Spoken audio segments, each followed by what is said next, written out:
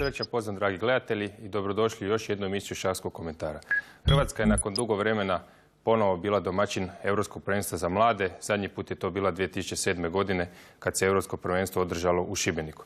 Ove godine je to bio grad Poreč i nastupilo je 850 mladih iz raznih zemalja u kategorijama do 8, 10, 12, 14, 16 i 18 godina u muškoj i ženskoj konkurenciji. Naš najbolji predstavnik bila je Ena Cvitan u kategoriji do 14 godina, inače kćerka našeg bivšeg reprezentativca, velemajstora Ognjena Cvitana iz Rijeke. I Ena je osvojila 6. mjesto i danas ću vam pokazati jednu od njezinih partija. Partija je 6. kola. Igrom slučaja baš je to bilo protiv još jedne naše predstavnice, Nikoline Golub, koja nije bila toliko uspješna, ali opet ostvarila dobar plasman. Ena otvara sa potezom D2, D4 kao i njezin otac, zatvorene igre. Slijedilo je F5, to je uvod u holandsku obranu. Obrana koja se rijetko igra na vrhunskom nivou jer se ipak smatra da je riskantna, no moguće je naravno odigrati tako, iako bi preporučio mlađim igračima da se klone jer je vrlo teška za igrati. G3, skakač F6, lovac G2 i sada je slijedilo E6. Jaki igrači kad igraju ovu varijantu igraju potez G7, G6, takozvanu leningradsku obranu koja pruža puno više kontra igre nego varijantu koju je izabrala Nikolina. Ona igra E6. Uvod u takozvani Stonewall, vidjet ćete zašto. C4, D5. Zato što crna radi pješački klin koji posjeća na Stonewall. Ideja je C6, D5, E6, F5 učvrstiti centar, no jednostavno tu je problem što postoji ta slaba polja odnosno na E5 i sva crna polja. Sada Ena vuče potez koji je glavni i koji pokazuje da zna ovu poziciju dobro. Igra potez skakač H3.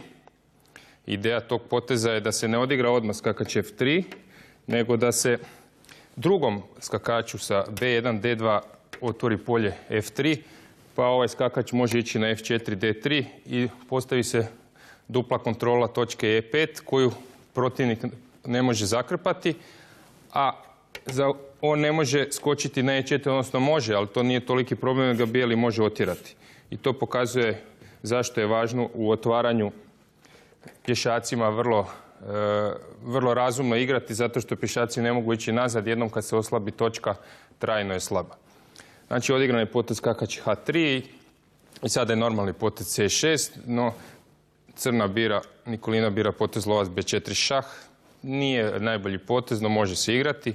Došlo je do izmjene lovac D2, lovac D2, skakač D2.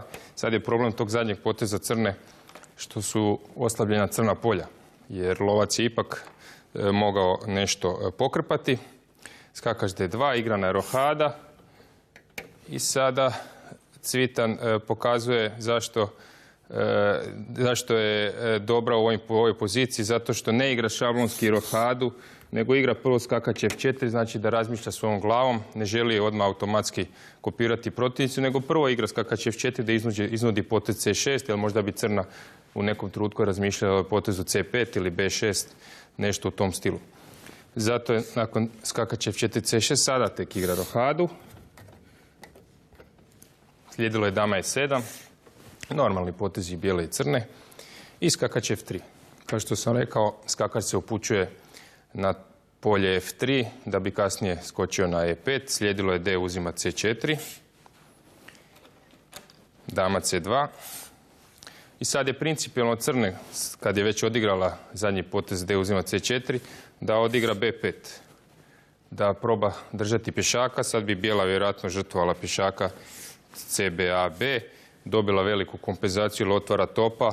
Ima još su slabija crna polja protivnice, doduše pješak je manji. I crna se ima za što uhvatiti, barem za materijalni plus, a na način na koji je igrala ostaje slabija bez neke materijalne prednosti. Znači dama C2, igrano je skakač D5. Pokušava izmijeniti skakača na F4, sad je bijela uzela dama C4, skakač F4, G-F4. Crna je uspjela barem pokvariti bijeloj strukturu, no to nije toliki problem, zato što ionako su crna polja se kontroliraju i dalje, tako da to bijeloj nije neki veliki problem. Slijedilo je skakač D7, razvoj E3, jedan sitni, mali, važan potez i da poziciono kontrolira i brani dalje svoje pješake. Crna je nastavila sa skakač B6, dama C5. Još jedan lijepi potez, dama kontrolira crna polja u crnoj poziciji i na taj način se dodatno ona slabe, tako da je ta izmjena dobra. Dama uzima C5, D uzima C5, skakač D5. Sada ako malo zastanemo vidimo da je problem crne, što je i najveći razlog zašto se ova varijanta ne igra, a to je loš lovac. Pogledam ovog lovca, da barem ima crnog lovca, mogla bi se nečem nadati, ili da je taj lovac negdje vani, van pozicije, to bi bio prihvatljiva pozicija za crnu. No taj lovac je toliko pasivan da ga nije jednostavno uopće razigrati i vidjet ćemo da će na kraju zbog tog lovca praktično crna i partiju izgubiti. Igrano je A3. Želi B4, također normalan potez. Lovac D7. Pokušava prebaciti lovca preko E8 na H5, što ćemo vidjeti da neće uspjeti, no to je jedini način da se nešto napravi. Slijedilo je skakač E5. Skakač fino dolazi na točku E5. Topa D8. Brani lovca. B4. Sada priprema potez B5 kasnije. Crna to spriječava sa A6. Doduše još nije odmah prijetilo, ali svejedno. Top FD1. Dobar potez.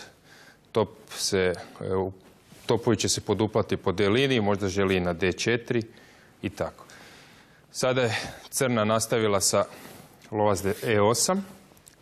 Pokušava lovac H5 na taj način prebaciti lovca, kao što sam rekao, no bijela to spriječava sa potezom lovac F3 i sada ne može lovac doći na H5. Nije jednostavno se sad pregrupirati. Golub je odigrala lovac F7. Slijedilo je top D3. Ideja uduplavanja topova kako bi se napravio pritisak po D liniji. Sada Nikolina vuče dobar potez, pokušava barem kraljem osloboditi kralje, kraljem prići do E7.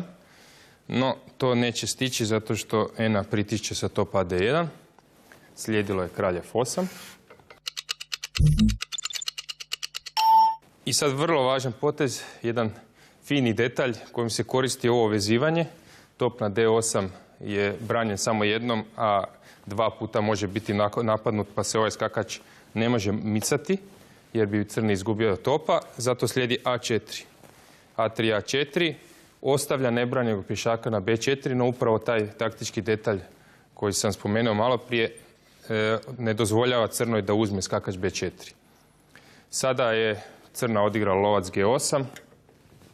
Mora nešto odigrati. Slijedilo je B5. A uzima B5. A uzima B5. Sada da uzme crna, da je uzela C uzima B5.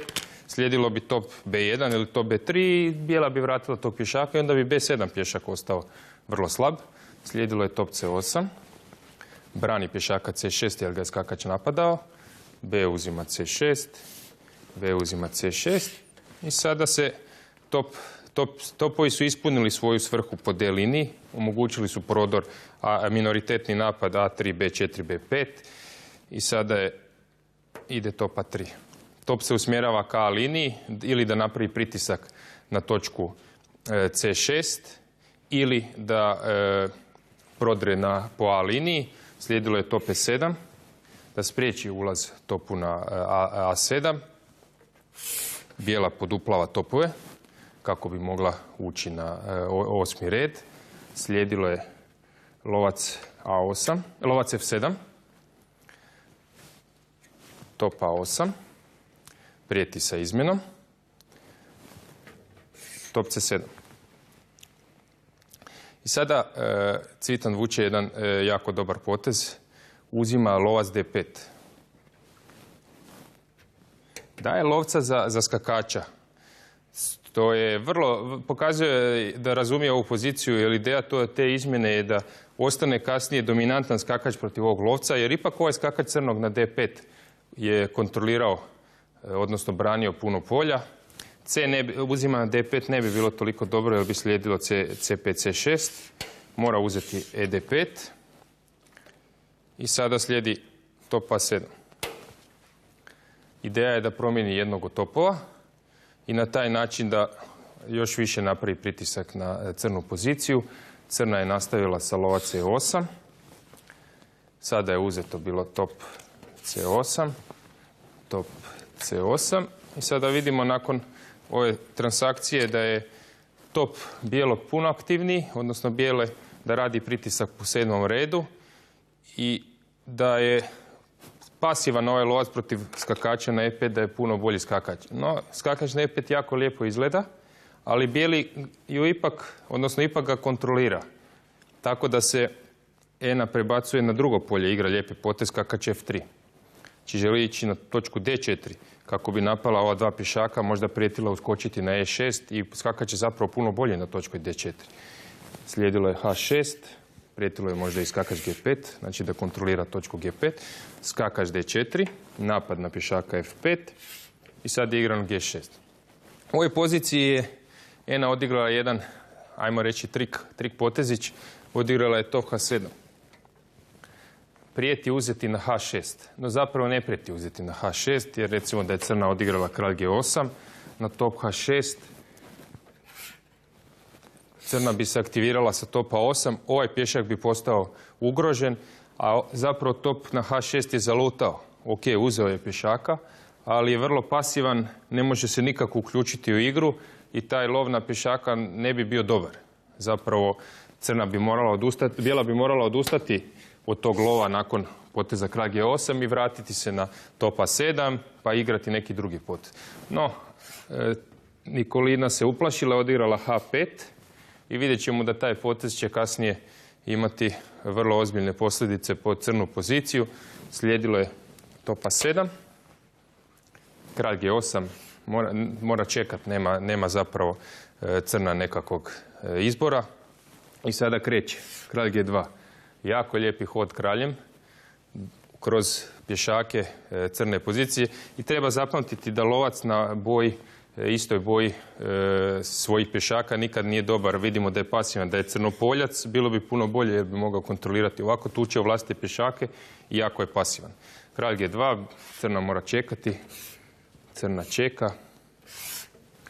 Sad je odlučila čekati sa LF7, kralj G5, LF8, kralj F6. Vidimo da je ovaj kralj jako lijepo ušao u crnu poziciju i postao vrlo aktivna figura, što je inače bitno u završnici, jer kralj raste njegova snaga što je manje figura na ploči. Kralj F8 je igrano i sada ovdje mala greška. Ene je mogla pobijediti partiju sa jednostavnim top G7, konstrukcijom mata, jer prijeti skakač E6 i partija bi se završila matom, a to se ne može spriječiti, morao bi se izgubiti lovac, ali svejedno partija bi bila kroz par poteza gotova. Nego ona u ovoj poziciji, znači, nije igrala top G7, nego je dala skakač E6 šah, što je također dobar potez, ali postao je bolji. Kralj G8, top G7 šah, kralj H8, skakač C7. Ovaj lovac je zapravo jako tužna figura, ne može puno napraviti, samo gleda kako kod njega prolaze druge figure. Igrano je top D8, skakač uzima E8, top uzima E8 i sada je uzeto top G6, top B8 je odigrala Nikolina, kralj F5, top B2, top C6, top F2, top H6, kralj G7 i uzela je top H5 i kroz par poteza crna je predala. U najjačoj konkurenciji, onoj do 18 godina muškoj konkurenciji, pobjedio je Almarandi Cemilcan. Zanimljivo je da je taj dečko iz Turske pobjedio u svim kategorijama od 2008. godine. U 8, 10, 12, 14, 16, 18. Nevjerojatan uspjeh koji im je zaokružio svoju priču na tim prvenstvima. Ovo je partija, pozicija iz trećeg kola protiv našeg predstavnika Leona Livajića, jednog od najvećih, možda i najveći talent hrvatskog šaha, trenutačno u mlađim kategorijama. Leon je odigrao vrlo dobru partiju do ovog trenutka i spreman je možda čak i igrati na pobjedu, probati okruniti tu svoju dobru igru. Ovdje je pogriješio i odigrao je potez skakač E5. Trebao je igrati top C2 odmah Znači vidimo da je, ako stanemo malo i pogledamo, vidimo da je materijal na ploči jednak. Crnom visi ovaj pješak na B5, odnosno pod udarom, ali ipak su crnom dobre figure, ima aktivno spremanje napasti bijelog i u tu svrhu je potez top C2 bio puno bolji. Ako bi bijeli reagirao sa top D2, da proba braniti svoj drugi red, crni sada može odigrati dama B2 i napraviti pritisak i dalje po drugom redu i to ne bi bijelom bilo dobro. Bijeli bi bio primoran u ovoj poziciji uzeti dama B5. I sada bi slijedilo skakač E5. Tako je, to je bio ispravan redoslijed i crni ima prijetnje. Ideja je da ostane sa teških figurama, da ne promijeni topove, da ne olakša pritisak. Sada bi recimo na top E2, ako bijeli pokuša promijeniti jednog od topa, da smanji pritisak, crni to može izbjegavati. Može igrati top C1 i sljedeći potez možda topa 1, pa spustiti drugog topa i nije lako igrati kada ovako puno figura zuji oko kralja.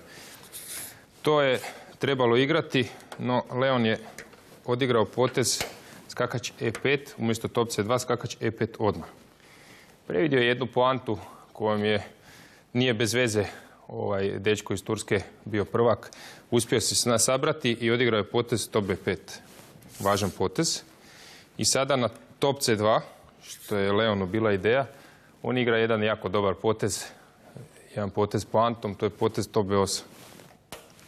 Postavlja topa u prazno, no zapravo na taj način se rješava pritiska.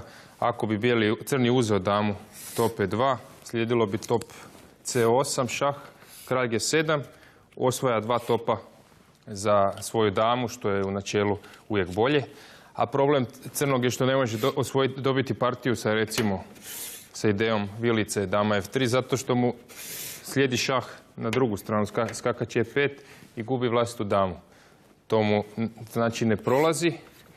Prema tome, nakon top B8, crni ne smije uzeti damu na E2, nego mora uzeti topa na B8. No tu je sigurno bijeli nešto napravio, jer je zamijenio aktivnog topa i sada je crni ostao sa topom na B8 koji je ipak pasivan. Slijedilo je G5, igrano je skakač E5, dama C2, kralj na G8, da, slijedilo je G5. Sada skakač H5 naravno nije šah. I bijeli mora nešto odigrati. No, tu je Almarandi vidio da ima potez skakač D5. I sada dama F3 šah, što drugo. Slijedi kralj G1. U partiji je igrano dama A3. Igrano je dama A3. Skakač uzima E7 šah. Kralj F8. I sada potez koji je najbolji u poziciji, potez koji bijelom garantira prednost, vrlo važan potez, to je potez top D1. Fini potez koji bijeli želi reći da mu je skakač na E7 tabu, jer ako ga uzme kralj E7, slijedi dama C7 šah. Kralj ako ide na 8. red past će top, ako pokuša ići gore, može se uzeti topa, ali može se prvo baciti dama D6 šah, pa pada i skakač sa šahom i tek na kraju top. Znači sve za redom gubi bijeli. Igrano je nakon top D1, Livajić je uzeo dama B4, no slijedilo je skakač F5. I sada bijeli ima prijetnje dama C7, ostao je na kraju bez ovog pješaka na D6 i partiju izgubio. Nešto otpornije za njega bilo je u ovoj poziciji nakon što je odigrao dama F3 šah. Ne uzimati pješaka na A3, nego odigrati dama H5. Prijeti skakač F3, napad na topa i kralja. I sada bi bijeli morao pronaći vrlo važan potez, to je potez dama C3, koji nije jednostavno vidjeti. Ostavlja mogućnost crnom skakač F3, no jednostavno priprema kontru. Znači na skakač F3 šah, izmakao bi kralja na F1 i sada ako uzme topa, uzme skakačem na E1, on će uzeti skakač E7. i na taj način će postaviti velike prijetnje. Kralj ne može, vidite da ova dama i skakač vrlo dobro surađuju, moralo bi se igrati kralj F8 i sad bi slijedilo skakač F5, prijeti mat i u ovoj poziciji je velikim problema crni. Umjesto skakač E1, moguć potez nakon skakač F3, šah, kralj F1. Moguć potez bi bio igrati dama H3 šah ili ne znam uzeti na H2. No tu bijeli može izići svojim kraljem i ostvariti prednost. Evo, kao što ste vidjeli za ova dva momenta, naši predstavnici su mogli naravno i bolje, no borili su se i nadamo se na sljedećem prvenstvu da će biti bolje. Do sljedećih šahskih komentara, srdačan pozdrav.